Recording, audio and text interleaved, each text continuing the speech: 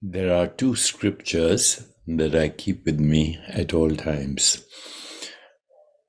One is the Bhagavad Gita, which is an Upanishad, and the other is the Yoga Sutras of Patanjali. So today I will share with you what has inspired me most in these two texts and what has given me a contemporary understanding of fundamental reality. So the first is a chapter, rather a verse. The first is a verse from the first chapter of the Yoga Sutras of Patanjali, which says Yog Chit Vritti Nirod. Yoga is the settling down of vrittis, or modifications of consciousness, until you reach the source of all experience, which is pure consciousness, which is fundamental reality. So that comes from the Yoga Sutras of Patanjali. And then from chapter 13 of the Bhagavad Gita and Upanishad, Krishna, representing the supreme consciousness of spirit, says in chapter 13, and it's called Kshetragya Vibhaga Yoga, the path of discernment between the field and the knower of the field. And Krishna says, know that I am the knower of all fields. Thus, understanding of the field as well as the knower of the field is true knowledge. I will briefly explain to you the field, its nature, its transformations, its origins, its knower, and its glory. Wow.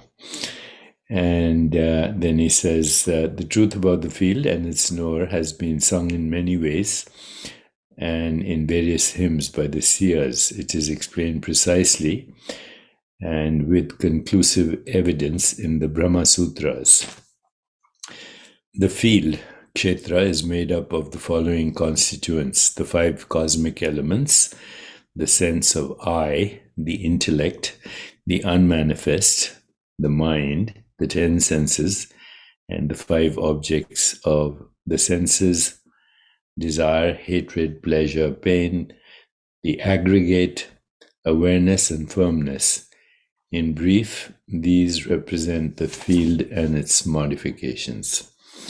So I did a little bit of a summary of this chapter for you. First, let's talk about the vrittis. So vrittis are modifications of consciousness, and they can be summarized in one phrase, one acronym: SIFT, S-I-F-T. So S stands for sensation, sense perceptions, all sense perceptions.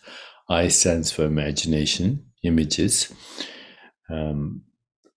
F for feelings or emotions, and T for thoughts. That's how consciousness produces vrittis that we then interpret as everything that we call mind, body, and universe. Okay, so let's look at the summary of this chapter 13. It says the yoga of distinction between the field and the knower of the field. Okay, and here is a brief summary from me. The body is made of 5 elements: earth, which is matter in its solid form; water, matter in its liquid form; fire, matter in its catalytic transformative form. Fire is the fire of transformation. Air, matter in its liquid form; and space, fundamental reality that is modifying itself to all this. But the body is also made of the 3 gunas, or qualities of nature: sattva, which is creativity; rajas, which is transformation, and tamas, which is inertia. The soul, which is you as fundamental awareness, on the other hand, is unchanging. It's eternal. It's all pervading. It is the witness of the body, but it is not affected by them, unless, of course, you attach yourself to the vrittis. So, Krishna in this chapter says that the wise person is one who understands the difference between body, mind, and soul. The wise person knows that the body is an illusion and that the soul is the only reality. This knowledge brings freedom from suffering and attachment. The values of chapter 13 that the soul represents are humility, non-violence, forgiveness, simplicity, service to the teacher, our guru, cleanliness of body and mind, steadfastness and self-control, non-attachment, not detachment, not attachment, non-attachment. Non-attachment is independent of both attachment and detachment. So that is a requirement. Dispassion towards the objects of the senses means not identifying with them, absence of ego, and knowing that the world is your own production. So is the body. These values are essential for those who seek liberation from suffering. And by practicing these values, one can purify the mind and open themselves to the knowledge of the self. Okay, now here are some of the key verses from the chapter 13. And they're very revelatory in a sense. They open you to epiphany and understanding and revelation. So I'm reading a few that I extracted. The body, the field is the body. The knower of the field is the self. The intelligence is the role.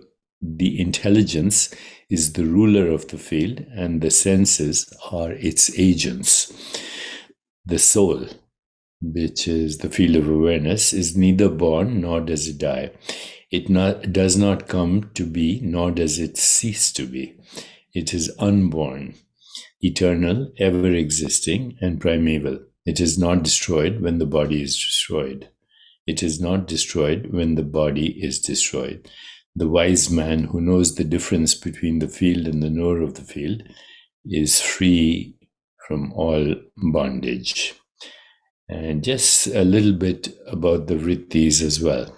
Okay, vrittis are fluctuations of consciousness, and classically they are described as 5 types of vrittis. Pramana, valid cognition or knowledge that is based on direct experience or good reasoning.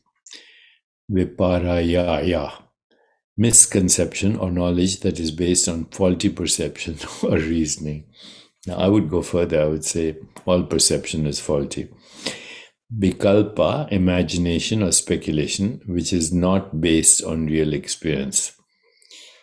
I would say imagination is a vritti based on perception, and therefore it is projecting karma from the past, interpretation of experience. Nidra sleep, which is deep sleep, which is a state of unconsciousness. Unconsciousness of experience, but awareness of awareness. Absence of experience, not absence of awareness. It's the knowing that I'm not having any experience. That's deep sleep. And then smriti, which is the recollection of past experiences. And so the goal of yoga is to still the vrittis or go beyond the vrittis and achieve a state of samadhi where there's no subject-object split. And that's the true self.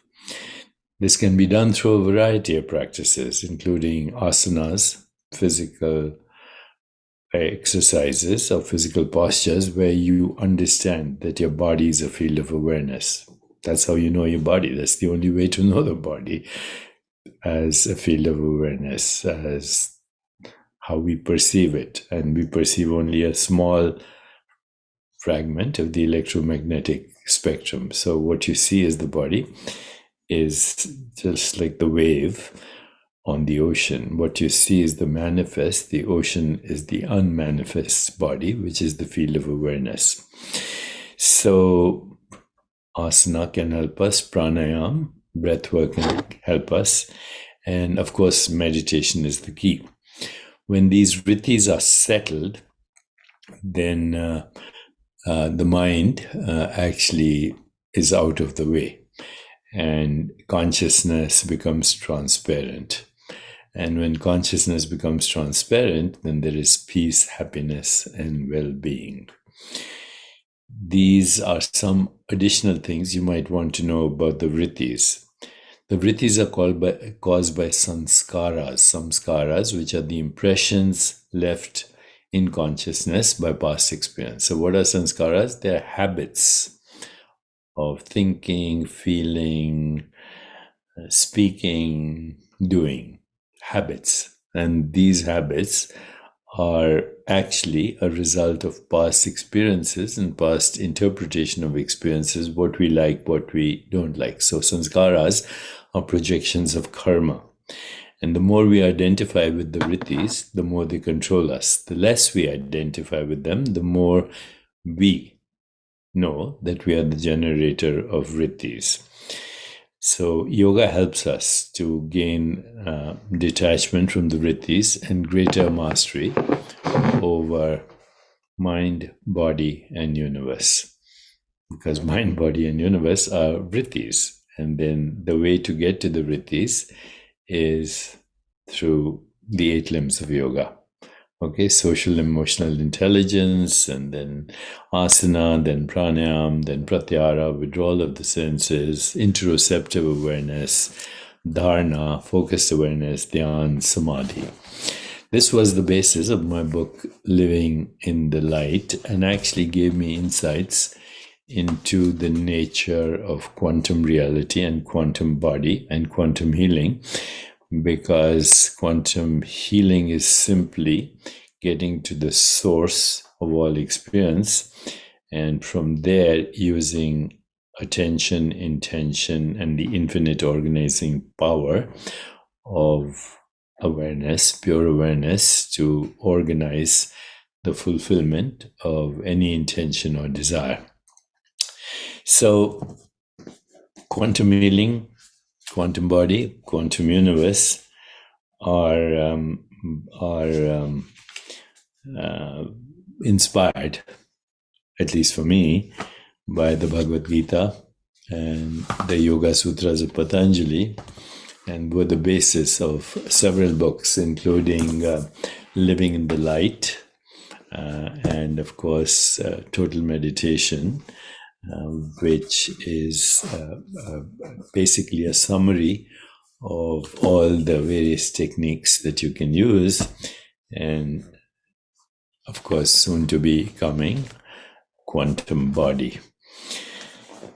In these works lies the secret of manifestation, the secret of how we create mind, body, universe, and how we can be liberated from our own constructs and get to the source of all constructs, which is our true self, which is one with Atman. Jiva is one with Atman. So soul is one with universal soul, which is Brahman.